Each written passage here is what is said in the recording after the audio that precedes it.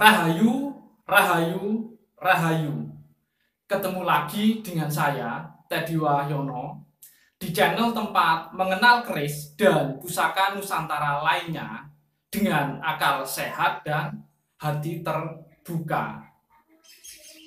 Nah, untuk kali ini saya akan membahas tentang sejarah perkerisan ya di bumi Nusantara ini.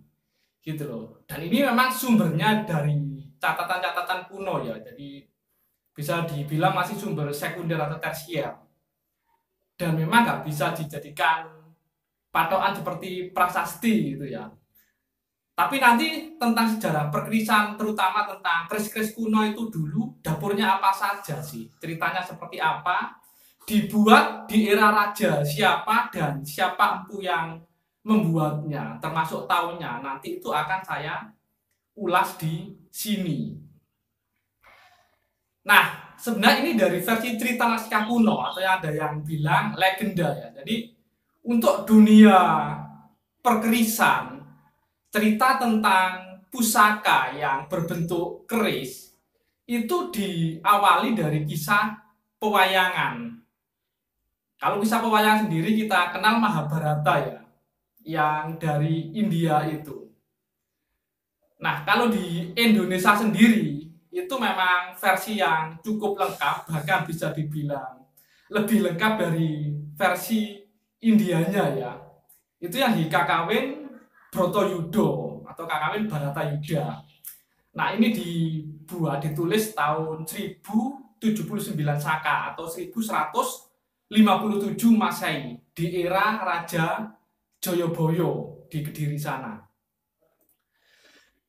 Nah, sebenarnya dari dunia pewayangan itu ada pusaka-pusaka yang bisa dibilang sangat sakti yang merupakan senjata andalan para kesatria-kesatria di kisah Mahabharata ya. Jadi pusaka-pusaka ini adalah yang dibawa istilahnya oleh kesatria-kesatria dari Trah Bharata, entah itu yang dari Pandawa atau Kurawa. Kalau di Jawa nyebutnya Pendowo dan Kurawa ya. Dan salah satu dapur kuno yang sangat terkenal itu adalah Pasopati ini ya, yang ciri utamanya memiliki kembang kacang pogok lurus, dia pakai soga 2 dan genem, jalan ambil gajah. Jadi ini yang terkenal satu lagi ya Kunto Wijoyondanu atau Kunta Wijaya.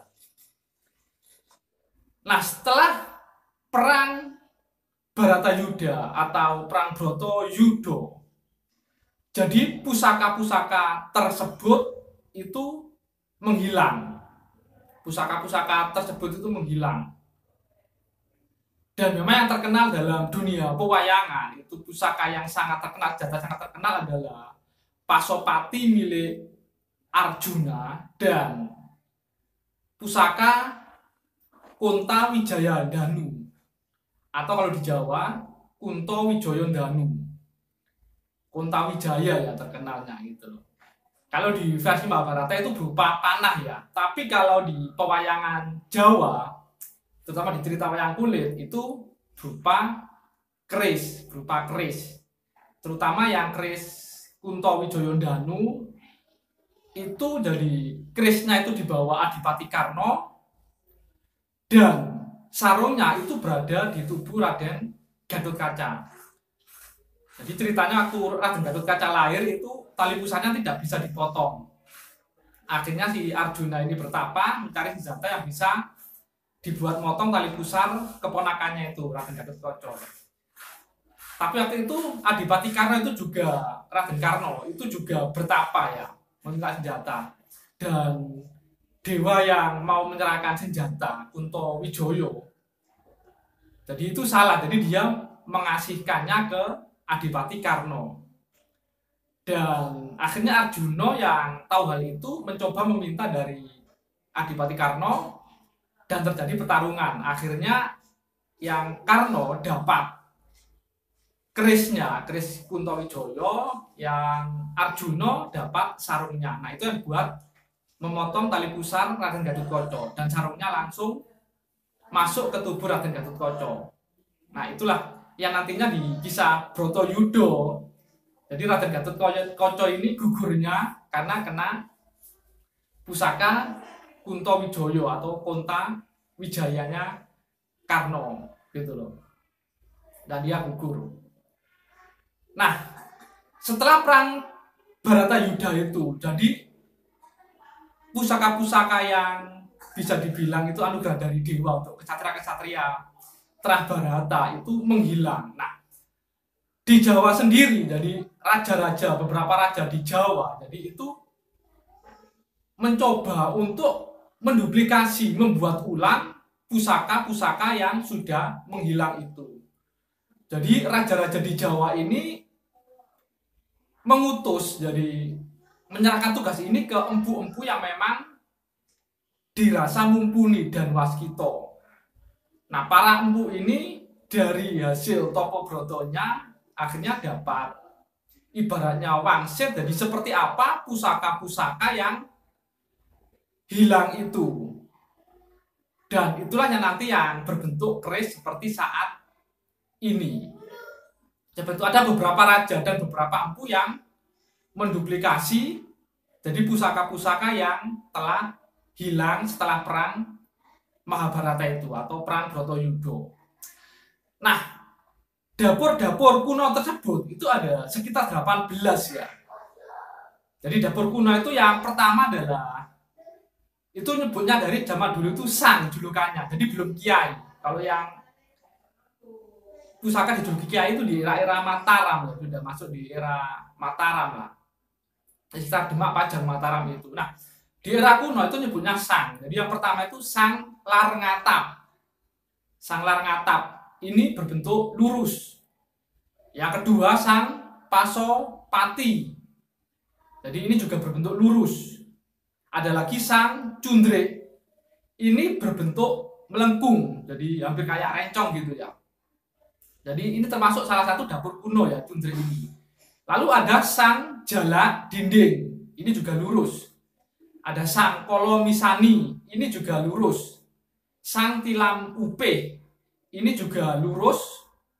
Lalu sang Sepang. Ini juga lurus. Sang Sempaner. Ini juga lurus. Sang Yuyurumpung. Ini lurus. Sang Mahesolajer. Ini juga lurus.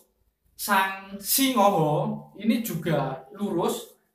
Ada sang Bangudolok. Ini luk 3 sang Bangudolok.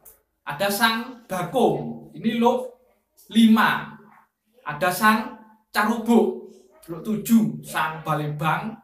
Luk 7 ada sang Sempono, tapi ini Sempono yang luk 11. Kalau di era sekarang Sempono itu yang terkenal umumnya yang ada itu adalah Sempono luk 7 dan luk 9. Tapi kalau yang di era kuno ini adalah Sempono luk 11. Lalu ada sang Santan, ini luk 11. Dan yang terakhir ada sang Karacan. Jadi ini berbentuk keris luk 19. Nah, seperti apa dapur-dapur, bentuk dapur dari keris-keris era kuno tersebut, terus siapa raja yang memerintahkan membuat ulang, dan siapa nama empu yang membuatnya dan dibuat di tahun berapa. Habis ini akan saya ulas sebagian ya. Mungkin cuma 5, sisanya mungkin di video saya berikutnya. Jadi mari kita simak jadi pusaka-pusaka dapur kuno itu seperti apa. Nah, untuk 3 keris yang pertama ini dibuat di era Sri Paduka Maharaja Dewa Buddha ya. Ini yang bertahta di Wukir Mahendragiri atau Gunung Lawu. Dan yang membuat adalah Empu Sanghyang Ramadi. Nah, dapur-dapur itu yang pertama adalah Sang Larngatap, yang ciri utamanya memiliki sogokan 2 pucuk. Lalu dapur Pasopati, dan yang ketiga adalah dapur Cundrik. Jadi ini yang melengkung ya, sama kayak rencong. Dan ini dibuat di tahun 152 Saka atau 230 Masehi. Nah, pusaka berikutnya yang dibuat adalah Sang Jalak Dinding. Ini dibuat di era Prabu Jabalia, Raja Negara Medang Siwanda. Dan beliau memerintahkan Empu Iskadi untuk membuat pusaka Sang Jalak Dinding ini. Pusaka ini dibuat sekitar tahun 300-an Masehi. Nah, untuk pusaka berikutnya yang diciptakan adalah Sang Kolomisani ya. Ini dibuat di era Prabu Birawa, seorang raja di negara Tulisan yang terletak di sebelah utara Gunung Lawu, tepatnya di Tanah Kuwu.